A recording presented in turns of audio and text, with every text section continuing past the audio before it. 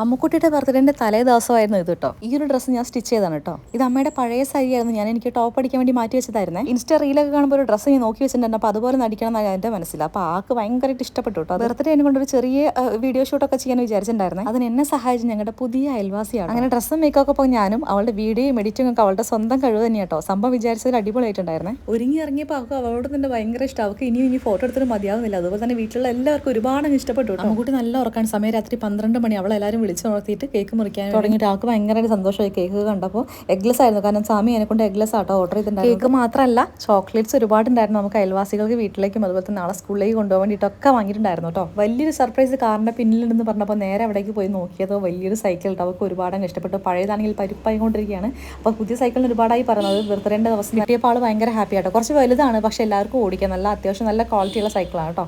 നമ്മളെ ബർത്ത്ഡേ ഓർത്തില്ലെങ്കിൽ പോലും മക്കളത് അടിപൊളിയാക്കും. അവരുടെ മുഖത്ത് കാണുന്നൊരു ഹാപ്പിനെസ് അതുപോലെ നമുക്ക് സമാധാനിക്കാനായിട്ട്. അപ്പോൾ ഇന്നത്തെ വീഡിയോ ഇത്രയുള്ളേ.